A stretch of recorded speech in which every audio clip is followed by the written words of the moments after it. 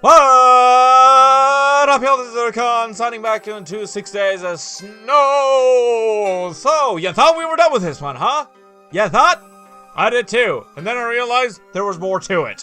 There is an epilogue, as you see down here. That wasn't there before. But, so, if there's an epilogue, that means the story continues. So, we're gonna go ahead and dig right on in. Alright, let's see what this epilogue is all about. 6 years later.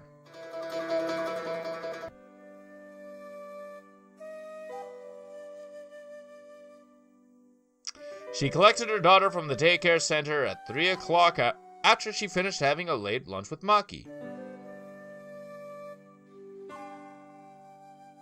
What? Wait, what?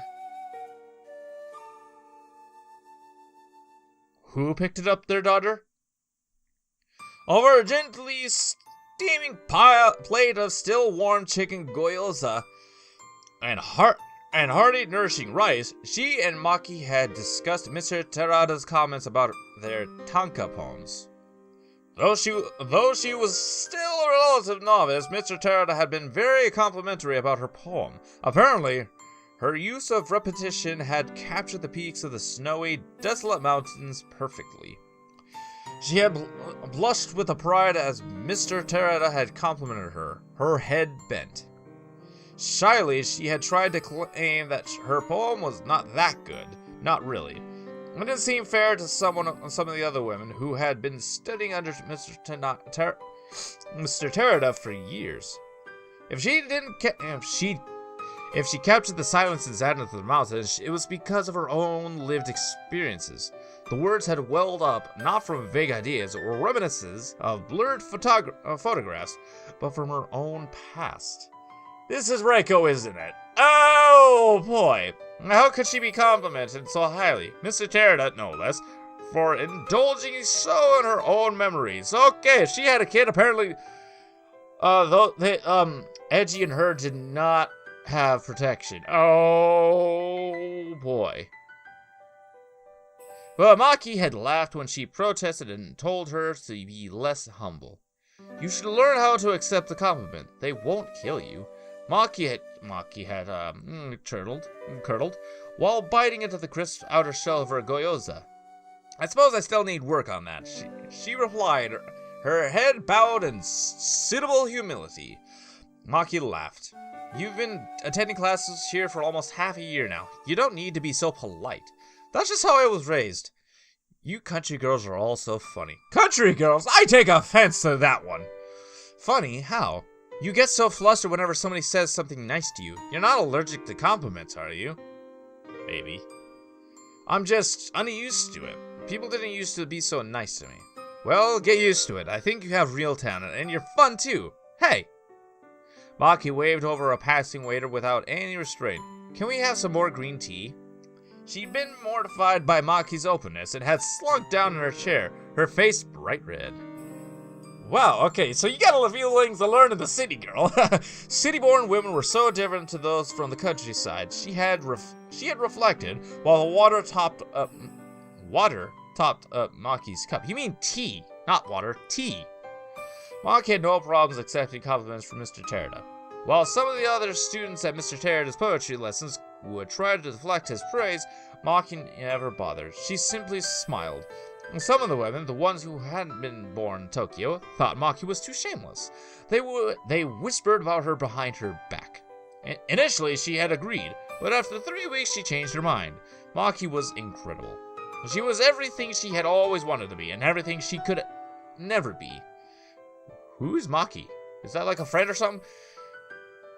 She wondered, as she poked at her own gyoza with her chopsticks, whether she could have been so spirited if only she'd been raised in a different environment. Possibly. Maybe it was the tall buildings of Tokyo that did it. They were so aggrandizing. Where's the pictures? I'm just reading a black screen.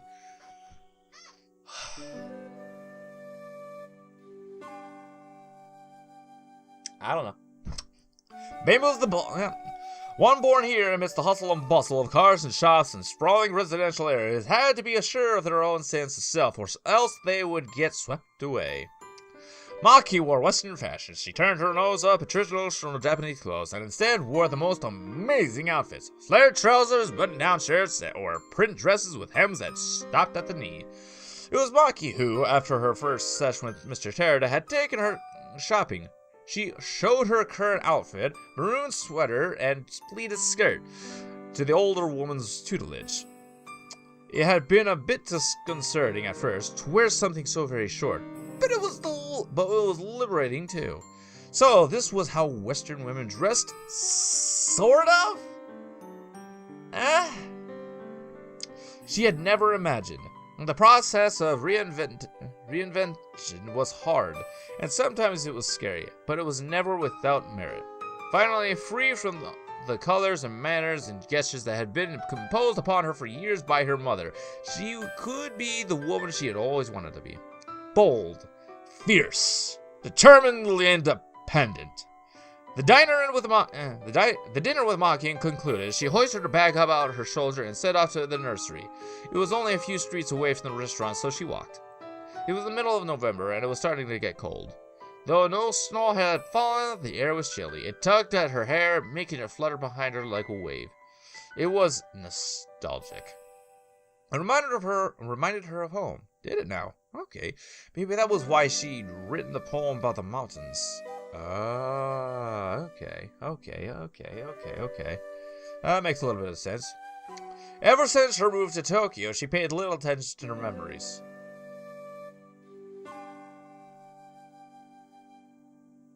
I'd say that's a good thing.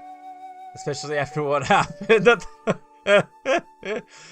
And now she's got to go pick up her daughter that she might have had with Edgy. Oh, buddy. But now the weather had changed. They were coming back to her like snowflakes dancing in the air. And to think, only 6 months ago she had been living in the desolate mountains of Hakuba.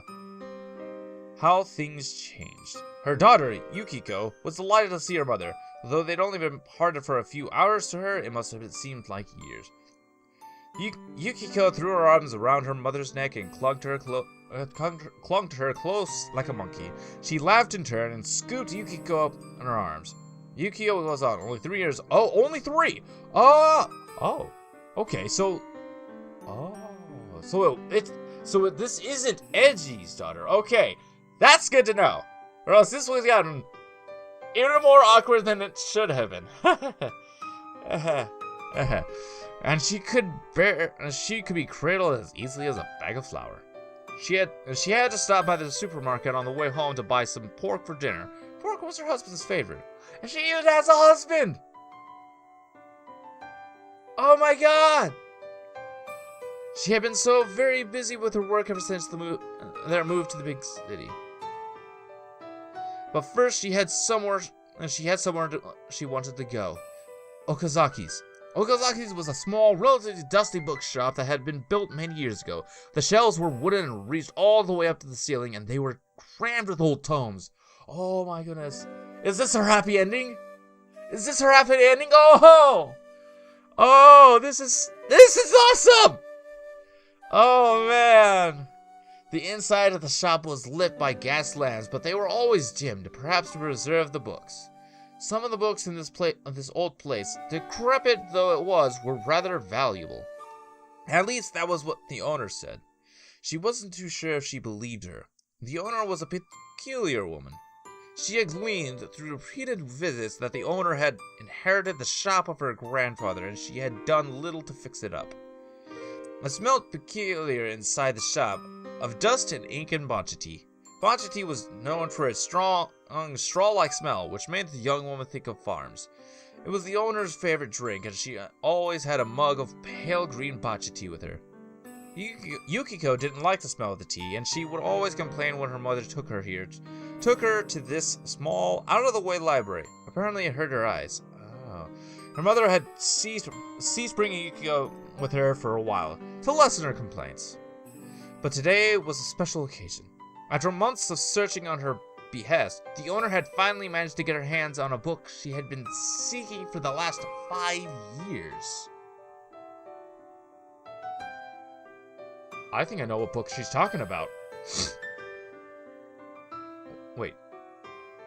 Is it Edgy's old poem book? The book itself was nothing special. It was a slim volume of poetry by another author who had, 20 years or so ago, been quite popular for his breakout piece, Fireworks. Now, Tanabe Eiji was an old name, just as dusty as the books that lined the shelves of Okazaki's. Oh, it was Eiji's!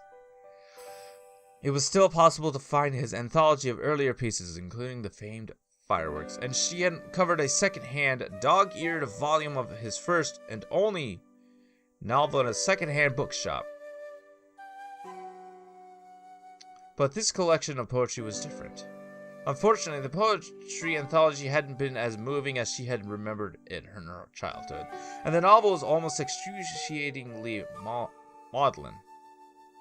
Though the novel featured a young girl apprenticed by a geisha, the girl's mentality had belonged more to an older man than a teenager. At least she didn't remember being moved or to examine her own breasts in such detail when she was 15. A little disappointed by her find, she had vowed to move on from Tanabe Eiji and his works. He was a misty figure who inhabited her past. Sleeping ghosts were best left alone. Still, despite her resolution, her curiosity continued to haunt her. There was one collection of poems of his she had not read. Few people had. It had been released in a very limited print run. Only 1,000 or so copies had been created. Trying to find one had been nigh impossible, and after scouring all the used bookshops and libraries she had almost given up on her search. That was until she had heard about Okazaki's. Apparently, if given time, the owner could find any book one could ever want, even lurid tales of so-called romance that were deemed to be indecent. She wasn't interested in such stories, however. She was more interested in the poems. 6 Days of Snow. Oh! Oh,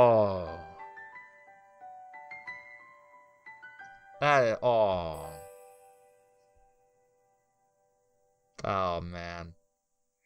That is so awesome. Now, the owner had finally managed to find it, and she could read it at long last. The work which had been written and addressed to her. "Take good care of it," said the owner, Shoko, as she handed her the book. "Finding this took me no small amount of trouble." "I am aware," she replied, with a small bow of her head. "Thank you very much. I don't do this for free, you know. I might be kind, but my heart isn't that deep." Yeah, well, of course. I mean, she took a long time to find this, so she's got to get some payment back for it. I know, I appreciate. Here. She drew a few bills from her pocket and slid them over the wooden counter, which was marked with rings from the bottom of Shoko's ever-present cup of brancha tea.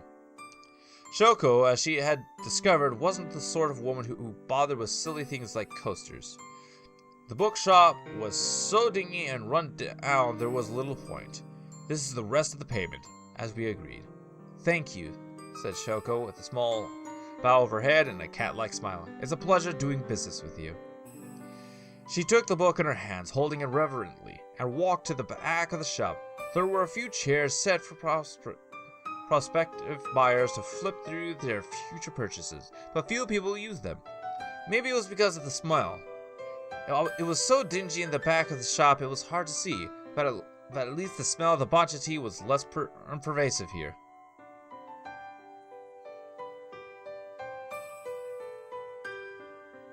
Oh, that is adorable. Oh, my heart. That is adorable. Oh.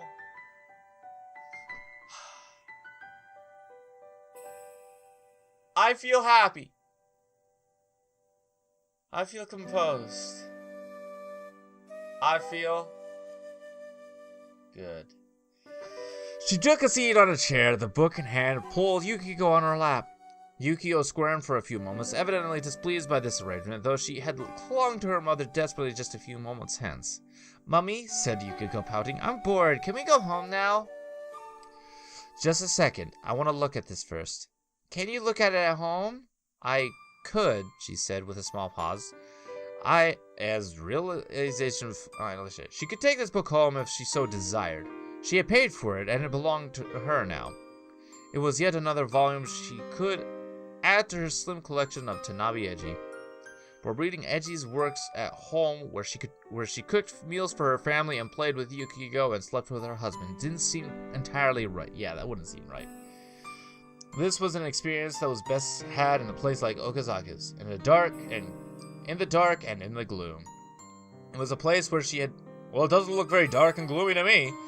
It was a place where she could indulge in her memories, free from prying eyes, and then seal them away once more, like the sparkling city of Atlantis. This book is important to me, she said, by way of explanation. Would you mind waiting? Yukiko lifted her head, her interest peaked. Does it have pictures? I don't think so. Then I don't care. Oh, that's adorable. That's adorable. Oh, would you like to at least see it? Well, just a peek. Okay, then let's take a look. Her heart pounding inside her mouth, she slowly cracked open the pages of the book. Eiji's last volume of poems. Last? This was his last book? Now that makes me feel sad. A love letter to her. There inside the front cover, she could see an inscription, meaningless to those who hadn't been there at the Azami Inn all those years ago, and didn't know what had happened, but priceless to her. To Reiko, I hope you find your own happiness someday, and by the looks of things, she has found it.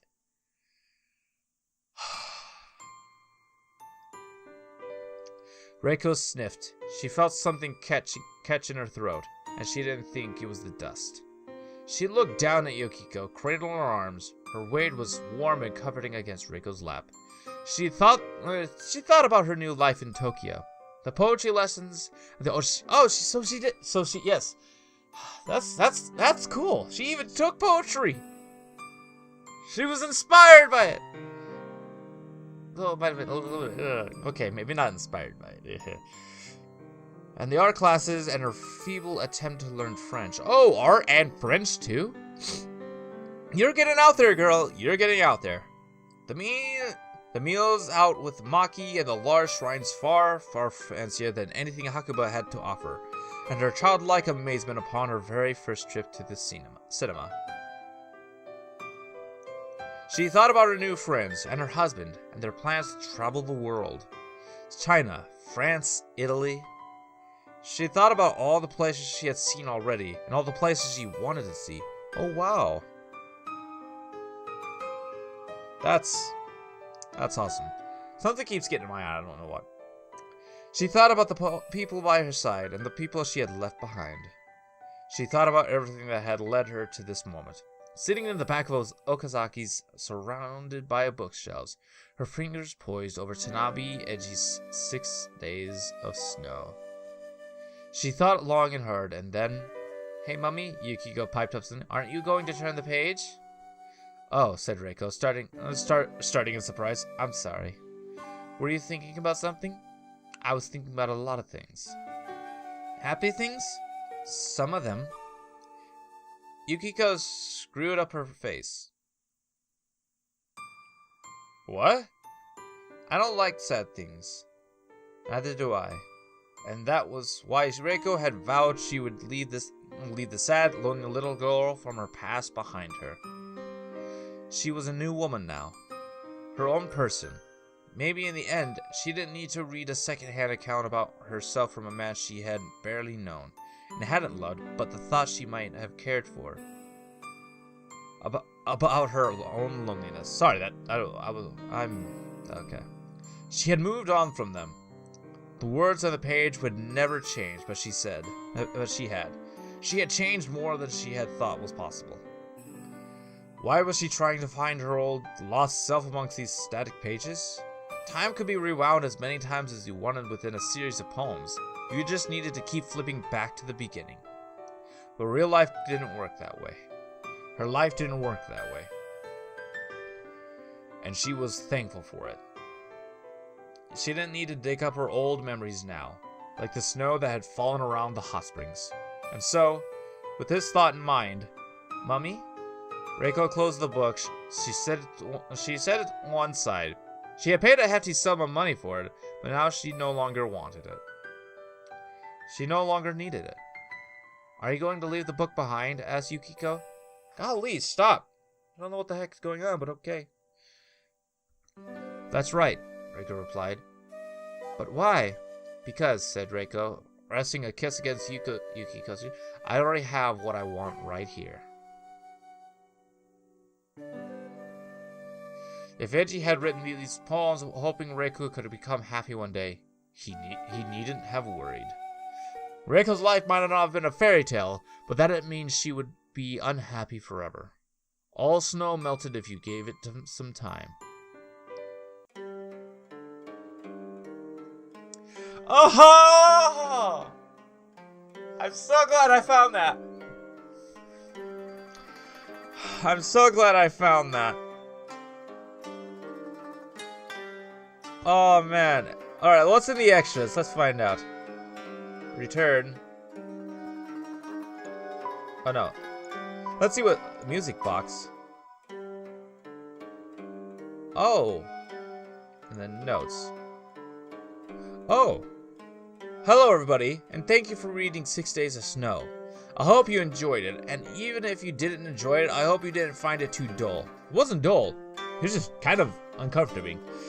The story was mostly inspired by a classic Japanese novel from the 1900s, particularly Beauty and Sadness by Kawabata Yasunari.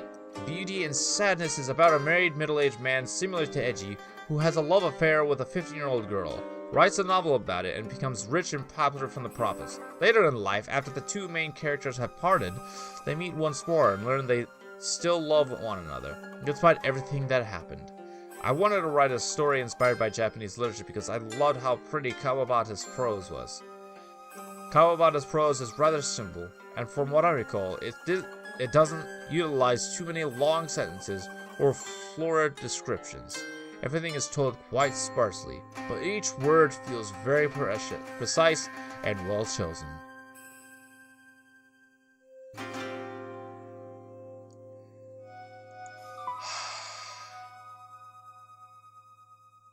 I like that. I like this book. I like this game. I am now at ease, guys. And that concludes 6 Days of Snow. So thank you guys for watching. And if you like this video, press that like button, like you mean. And as always, stay active and stay connected. And I'll see y'all in the next one. This is Zircon signing out. Bye, y'all.